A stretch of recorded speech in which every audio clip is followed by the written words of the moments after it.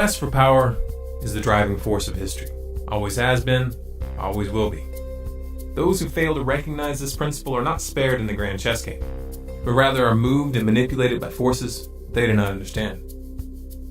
From the perspective of those who dominate the board, it is obviously preferable to have a population of ignorant pawns than it is to have an array of opponents which are capable of mounting an effective resistance. To that end, it has always been in the interest of the ruling class to cultivate illusions which obscure the true nature of the game. Manufacturing consent. What is that title meant to describe? Well, the title is actually borrowed from a book by Walter Lippmann, written back around 1921, in which he described what he called the manufacture of consent as a revolution in the practice of democracy. What it amounts to is a technique of control. And he said this was useful and necessary because the common interests, the general concerns of all people, elude the public. Walter Lippmann wasn't speaking theoretically, nor was he commenting on a phenomenon that he had observed from a distance. He was part of that specialized class, and he personally influenced the development of this new technique, control. So what was this new technique that Lippmann was referring to? The answer to that question takes us back to the beginning of World War I. In 1917, Woodrow Wilson formed the Committee on Public Information, also known as the CPI. It was a propaganda agency, and its purpose was to build support for the war with the American people. The CPI, run by a man named George Creel, was known for its crude tactics, blatant exaggerations, and outright lies. However, one member of the CPI, Edward Bernays, had a much more subtle approach. Rather than resorting to lowbrow tactics, Bernays studied the mindset of the American people, and then based on his observations, he created a campaign to promote the idea that America's purpose in the war was to, quote, make the world safe for democracy. This meme was wildly successful, so much so that it continues to be used even to this day. Edward Bernays was Sigmund Freud's nephew, and like his uncle, he was an avid student of human psychology. Some documentarians, such as Adam Curtis in his film The Century of the Self, have mistakenly assumed that the psychological techniques that Bernays went on to develop were merely the practical application of Freud's theories. However, though Freud had a significant influence on his nephew, the reality of the matter is that he was not the source of these ideas. Sigmund Freud, Edward Bernays, and Walter Lippmann all subscribed to a school of thought that was first put forth in 1895 by a French social psychologist named Gustave Le Bon. Le Bon wrote several books, the most famous of which was entitled Psychologie des Foules. It was translated into English as The Crowd, a study of the popular mind. The Crowd was a revolutionary piece of work. In it, Le Bon not only presented an in-depth description of group psychology and how it differed from individual psychology, but he also outlined a very simple set of principles that enable leaders to spark ideological contagion and thereby rise to power. Hitler, Goebbels, and Mussolini all studied Le Bon's writings, and they applied his techniques to the letter. The results that they attained were precisely those that Le Bon claimed that they would have. Funny how they leave that little detail out of most history books, don't you think?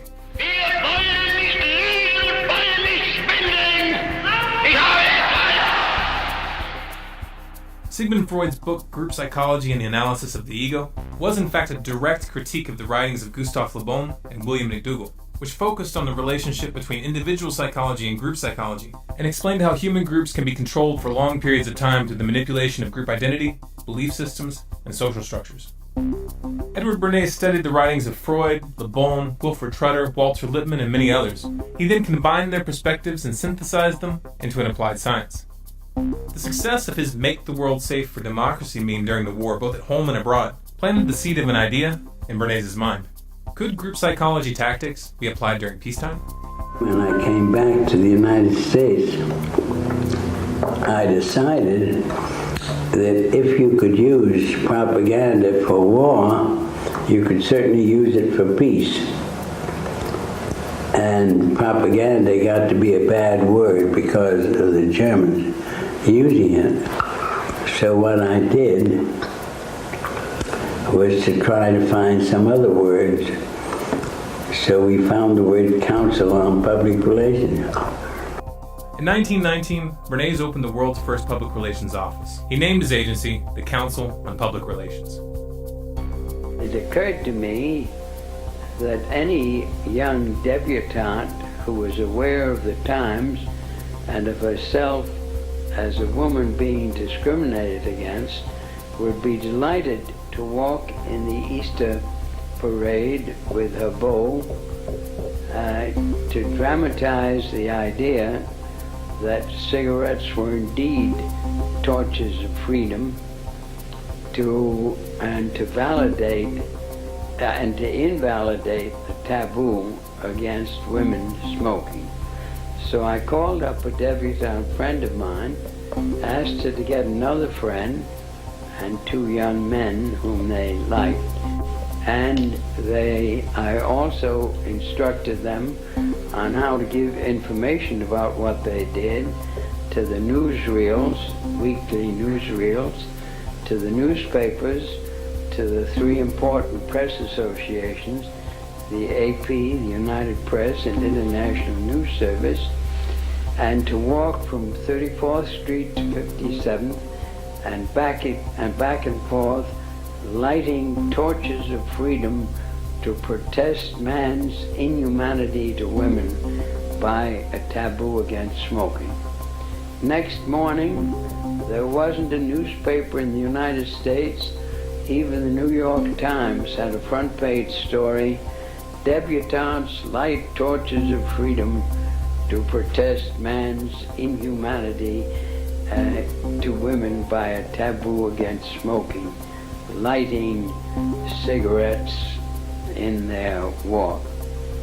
The interesting thing to me was that within 3 days, the newspapers, without any intercession on my part, published accounts that women were smoking in Union Square in San Francisco, in Union Square in Denver, and on the Boston Commons.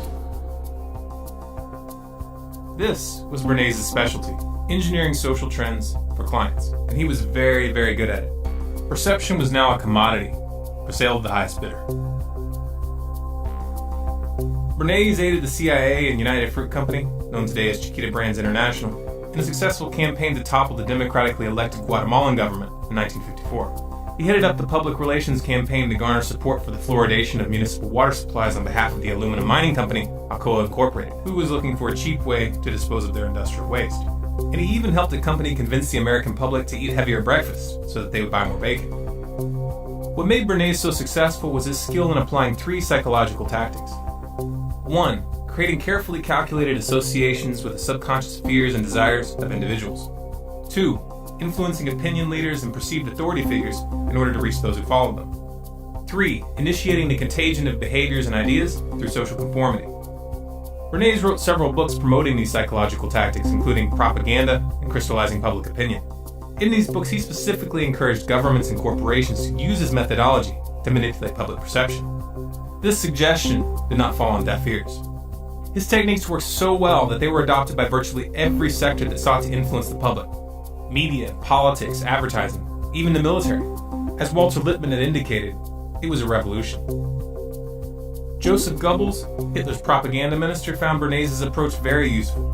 Bernays acknowledged this fact in his 1965 autobiography entitled Biography of an Idea, where he wrote, "Karl von Wiegand, foreign correspondent of the Hearst newspapers, an old hand at interpreting Europe and just returned from Germany, was telling us about Goebbels and his propaganda plans to consolidate Nazi power. Goebbels had shown Wiegand his propaganda library, the best Wiegand had ever seen. Goebbels, said Wiegand, was using my book Crystallizing Public Opinion as a basis for his destructive campaign against the Jews of Germany. Obviously, the attack on the Jews of Germany was no emotional outburst of the Nazis, but a deliberate, planned campaign." The events that transpired in Nazi Germany stunned the world, and they inspired several prominent psychologists to investigate how populations are convinced to commit atrocities. In the process, they inadvertently established the science behind Le Bon's and Bernays' methods. In 1951, psychologist Solomon Asch set out to study and measure the effects and causes of social conformity and its ability to alter perception. To do so, he ran a series of experiments in which he asked groups of students to participate in what he told them was a vision test. In reality, all but one of the participants in each test were actually actors, each of whom had been prepped to give specific answers at specific times. The subjects were shown a card with a line on it, followed by another card with 3 lines on it, labeled 1, 2, and 3. They were then asked which line in the second card matched the line on the first card in length. The lines were made in such a way that the correct answer was obvious. Each member of the group was asked to give their response one at a time, and the real participant always answered last or next to last. For the first 2 trials, the actors gave the obvious correct answer. However, beginning on the 3rd trial, they would all give the same wrong answer. The goal was to ascertain how many people would conform to the perception of those around them when the group's position contradicted their own senses. The results surprised Ash. He had believed that the majority of participants would not conform and give an answer that was obviously wrong. However, results showed that 37% of people would conform to the crowd consistently, and 75% conformed at least some of the time. Ash was uncertain as to whether this conformity was limited to social compliance, or whether it was actually influencing perception on a neurological level. In 2005, neuroscientist Gregory Burns sought to answer this question. Burns created a variation of Ash's experiment, this time measuring brainwave activity during the test to determine at what level of the brain this conformity was taking place. The results showed very clearly that the occipital and parietal lobes were the most active when the participants were answering incorrectly. This meant that conformity was actually altering the perception of the test subjects at the neurological level. Take a moment and register what that means. Social conformity literally causes the brain to rewrite our reality.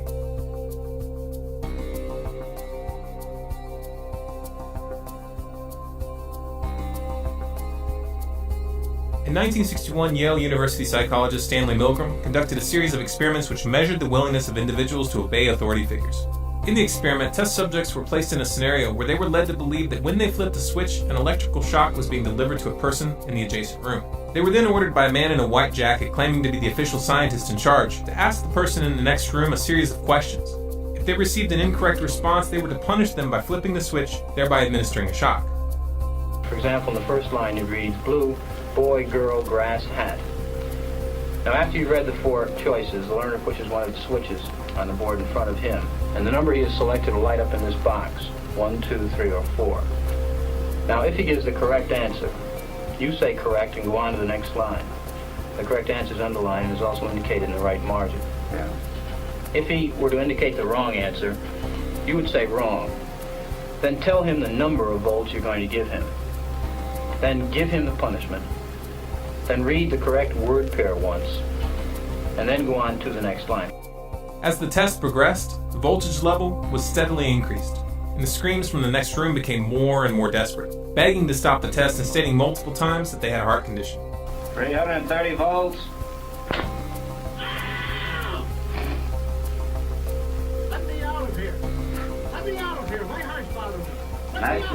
Let me out of here. You have no right to hold me here. Let me out. Let me out. Let me out. Excellent. Fast. Let me out. Many of the subjects expressed hesitation about continuing with the experiment upon hearing the person in the other room scream and beg for help. Those that did were informed by the scientists that they had no choice but to continue. No consequences were threatened, yet just this assertion was usually enough to achieve compliance. Under the influence of an apparent authority figure, 50 to 65% of subjects continued administering the shocks even up to the maximum 450-volt shock. They even continued after the person in the other room had stopped screaming, which indicated that they were unconscious or dead. Bird, car, train, plane.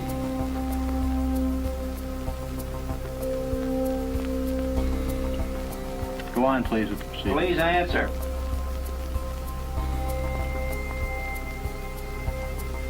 The answer is bird, 345 volts.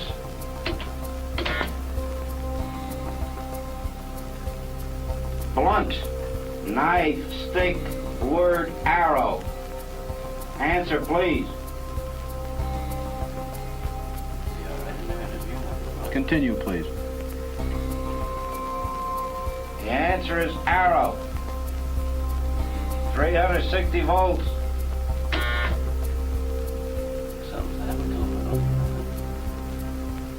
Go on, please, with the experiment. Please continue. The Milgram Authority experiment has been repeated numerous times over the years using individuals from a wide range of economic and social backgrounds, and the conclusions are always consistent. The aura of authority exercises an almost irresistible force over the human mind, easily overriding core morals and ethics. Even more shocking is the fact that no legitimate authority is necessary. Appearances suffice.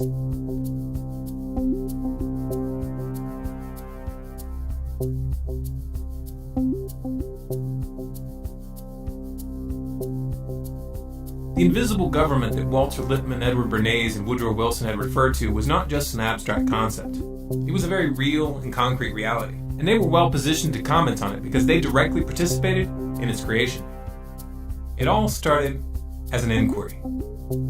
The inquiry, to the select few who knew, was a group of 150 men assembled by Woodrow Wilson to gather the data that they thought necessary to, quote, make the world safe for democracy after World War I was over. Among the known members of the inquiry were Walter Lippmann, Paul Warburg, better known as the father of the Federal Reserve, and Edward House, Wilson's closest advisor, the man responsible for convincing Wilson to sign the Federal Reserve Act in 1913. From 1917 to 1918, the group compiled over 2,000 documents to be used during post-war negotiations. The most famous of these was the 14 Points document, authored by Walter Lippmann, which proposed the creation of the League of Nations, the predecessor of the United Nations. Then, to my surprise, they asked me to go over with Woodrow Wilson to the peace conference.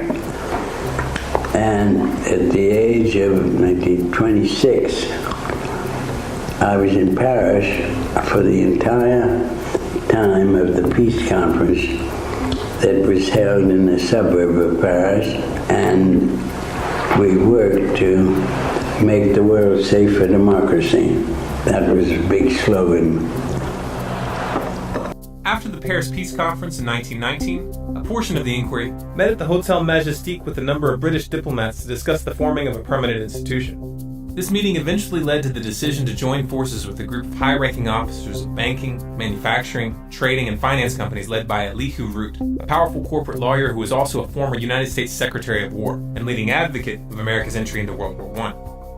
On July 29, 1921, the merged group filed a certification of incorporation, officially forming the Council on Foreign Relations, also known as the CFR.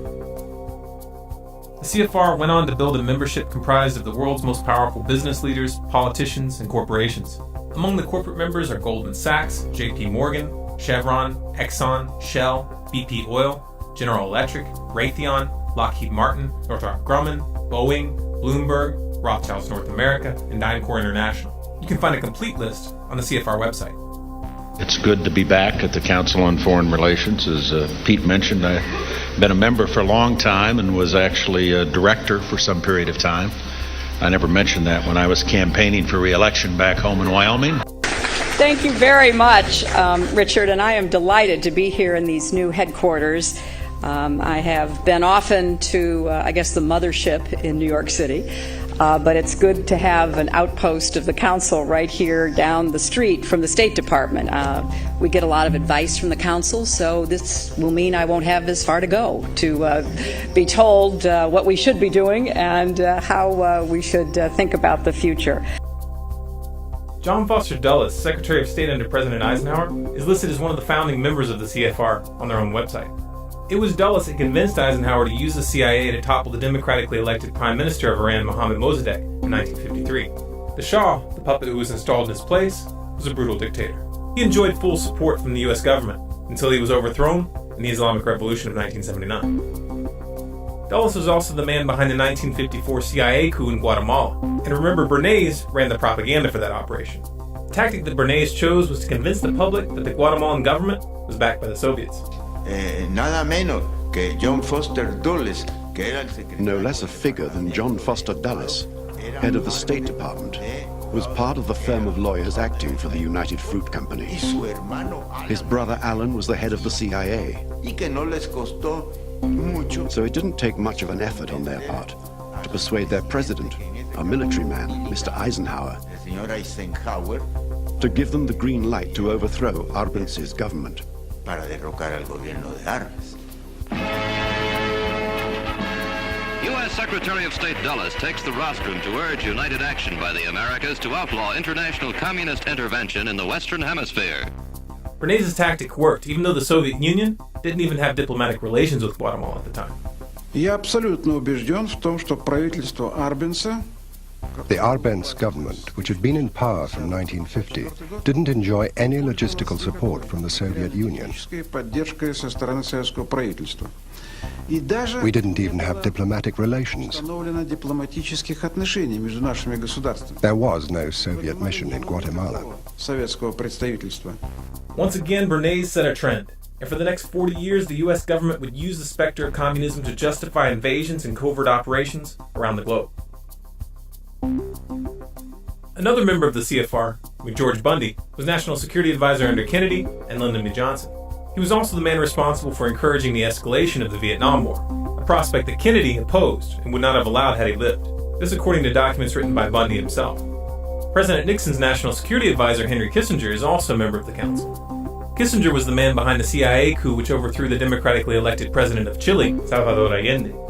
The puppet they installed in Allende's place, Augusto Pinochet, was another brutal dictator who tortured and killed thousands of his own citizens.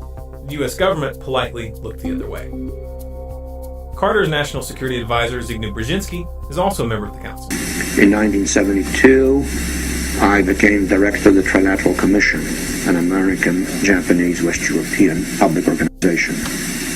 In 1976, I directed the foreign policy task forces for Jimmy Carter. Then I became his National Security Advisor for 4 years. Then I went back to private life, although in 1988, I was co-chairman with Ben Scowcroft and Henry Kissinger of the Foreign Policy Task Force for Vice President Bush. You mentioned something earlier that you've done that comes up right in the spot that you're sitting many times by our callers across the country, and that is a suspicion that there is a conspiracy afoot through the Trilateral Commission and the Council on Foreign Relations. You ran the Trilateral Commission for how long? About 3 years, I think. Something like that, 3 years. Not only did I run it, I helped to found it and organize it with David Rockefeller. It was Zbigniew Brzezinski who was behind the funding and arming of the Mujahideen in Pakistan and Afghanistan, a tactic designed to incite the Soviets to invade. U.S. National Security Advisor Brzezinski flew to Pakistan to set about rallying resistance. He wanted to arm the Mujahideen without revealing America's role. On the Afghan border near the Khyber Pass, he urged the soldiers of God to redouble their efforts. We know of their deep belief in God, and we are confident that their struggle will succeed. That land over there is yours. You'll go back to it one day because your fight will prevail and you'll have your homes, your mosques back again because your cause is right and God is on your side. I mean, let's remember here, the people we are fighting today, we funded 20 years ago. Ronald Reagan's National Security Advisors Richard B. Allen and Robert C. McFarlane are also members of the council, as was his Secretary of State, George Shultz. George Shultz was behind the attempted overthrow of the Sandinista government in Nicaragua. This was part of the Iran-Contra scandal. The Contras, which Reagan and Shultz were arming and training through the CIA, killed, tortured, raped, mutilated, and abducted hundreds of civilians that they suspected of sympathizing with the Sandinistas.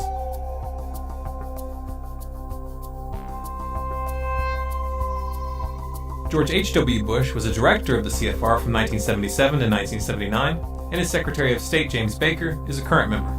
You might remember this clip from 2012 where Baker and Clinton joked about the plan to take out Iran. There will also be many, many side effects, all of them adverse, from an Israeli strike. But at the end of the day, if we don't get it done the way the administration's working on it now, which I totally agree with, then we ought to take them out. Secretary Clinton. Well, we're working hard. We're working hard. I said at the end of the day may be next year. It will be next year. Kind of sounds like an inside joke, doesn't it? 1 year after this interview, the Obama administration attempted to initiate an attack on the Syrian government. This was designed to draw in Iran, which has a mutual defense agreement with Syria. Obama took an indirect route by funding and arming militants who then committed atrocities and blamed them on government forces. Sound familiar? Well, perhaps that's because Zbigniew Brzezinski was Obama's personal mentor. Somebody who has over decades trained some of the most prominent foreign policy specialists, not just in the Democratic Party, but has trained a number who ended up in the Republican Party as well. He is one of our most outstanding scholars, one of our most outstanding thinkers. He has proven to be an outstanding friend and somebody who I've learned an immense amount from. And for him to support me in this campaign and then be willing to come out here to Iowa is a testimony to his generosity. So if everybody could please give Dr. Brzezinski another round of applause. Bill Clinton is also a member of the council. and his Secretary of State, Madeleine Albright, is currently serving on the board of directors. Madeleine Albright was in charge of the sanctions on Iraq that were in place during the entire Clinton administration. We have heard that 500,000 children have died. I mean, that's more children than died in Hiroshima. And you know, is the price worth it? I think this is a very hard choice, but we think the price is worth it.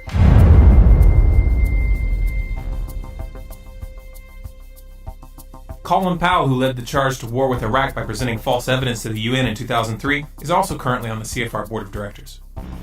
Indeed, the facts and Iraq's behavior show that Saddam Hussein and his regime are concealing their efforts to produce more weapons of mass destruction. My colleagues, every statement I make today is backed up by sources, solid sources. These are not assertions. What we're giving you are facts and conclusions based on solid intelligence. Those weapons of mass destruction got to be somewhere.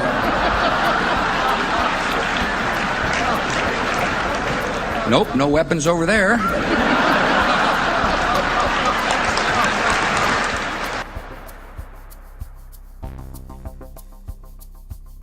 George W. Bush's National Security Advisor Stephen Hadley, his Secretary of State Condoleezza Rice, and his Treasury Secretary Henry Paulson are all current members of the CFR. Henry Paulson, former CEO of Goldman Sachs, was the man behind the banker bailouts in 2008.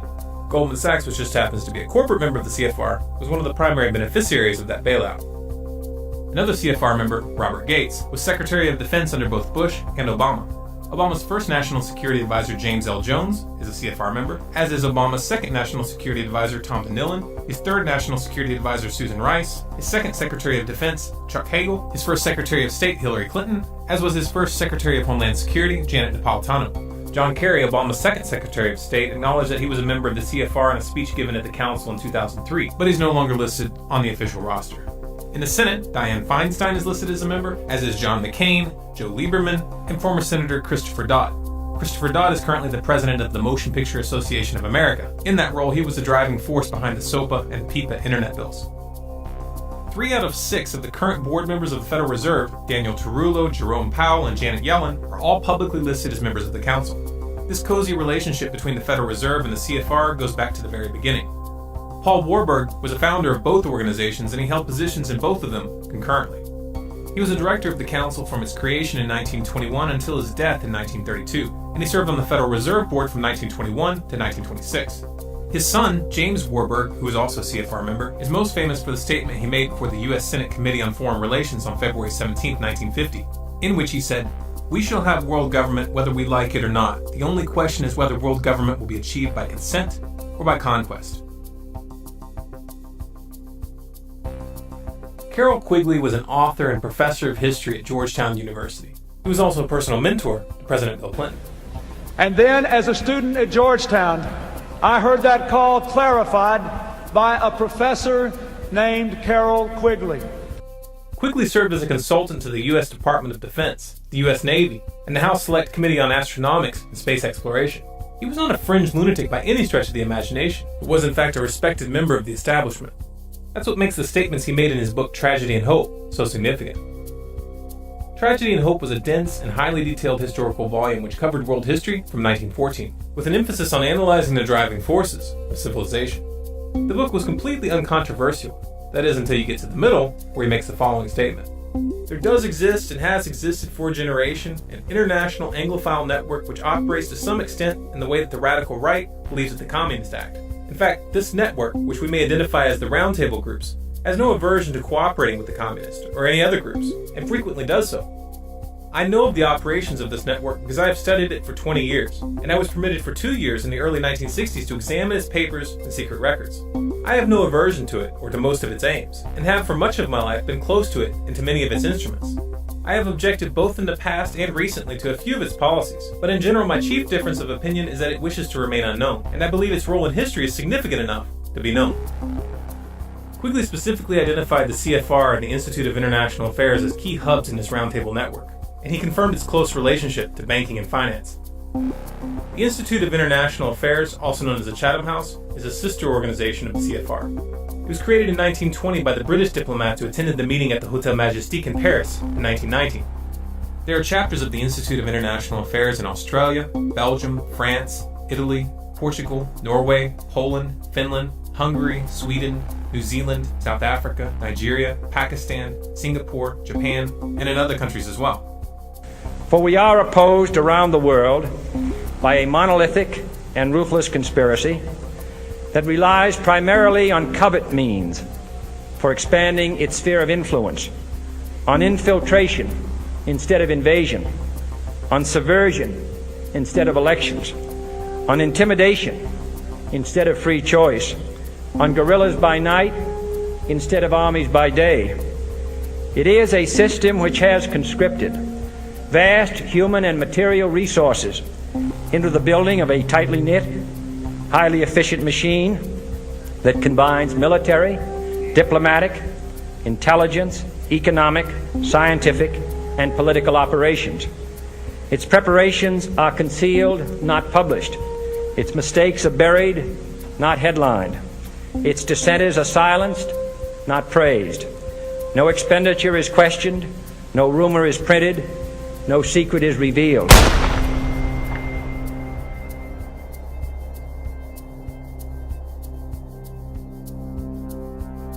The secret to the power that the Council on Foreign Relations and the other roundtable groups wield lies in a clever application of the techniques that Bernays developed. They target individual psychology by cultivating a sense of exclusivity and prestige, which plays upon people's desire to feel important and powerful. Like Bernays, they manipulate the public indirectly by targeting opinion leaders and authority figures. By influencing their membership, which is comprised of men and women in the highest levels of government, business, and finance, they hijack the phenomenon observed in the Milgram authority experiments while bypassing the electoral process.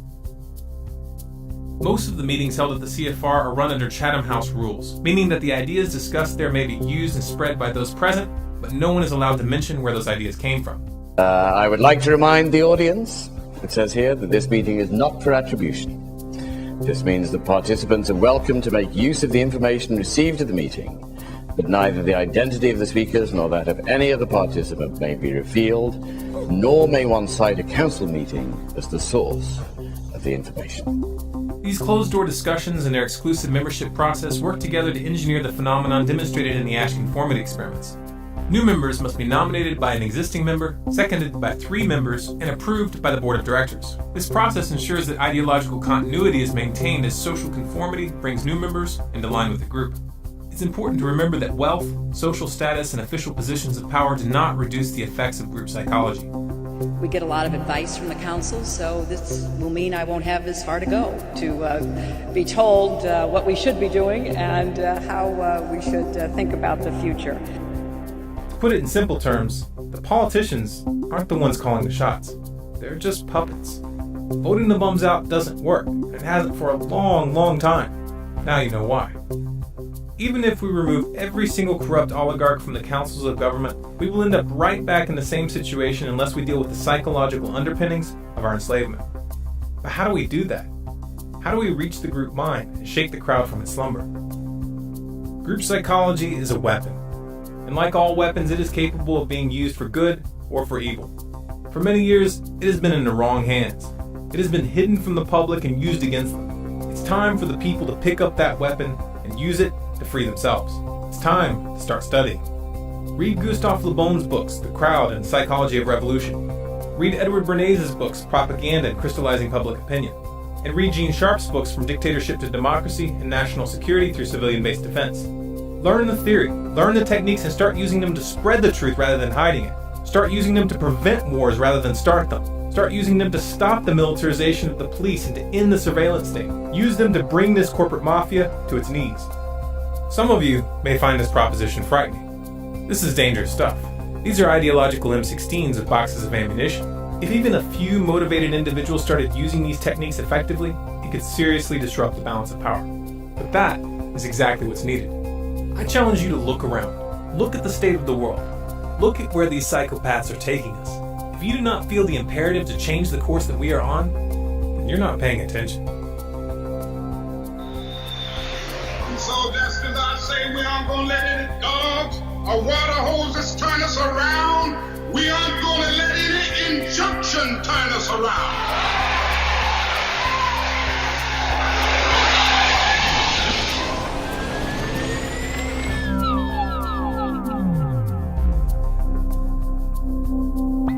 feel as strongly as we do that the public needs to see this information, then make a commitment to get this film into the hands of as many people as possible. Share it through social media, post it on your website, send it to your friends via email, or pass it out on the street. You have permission to download this video and distribute it and display it in any non-commercial way. If you want to make sure you catch future videos, be sure to subscribe to Storm Clouds Gathering on YouTube, and click the little gear on the subscribe button to have YouTube send you an email notification of new uploads. Also sign up for email updates on our website, stormcloudsgathering.com, and follow us on Facebook, Twitter, and Google+. Special thanks to everyone who donated on our website over the past year to make this film possible. We really sincerely appreciate your support.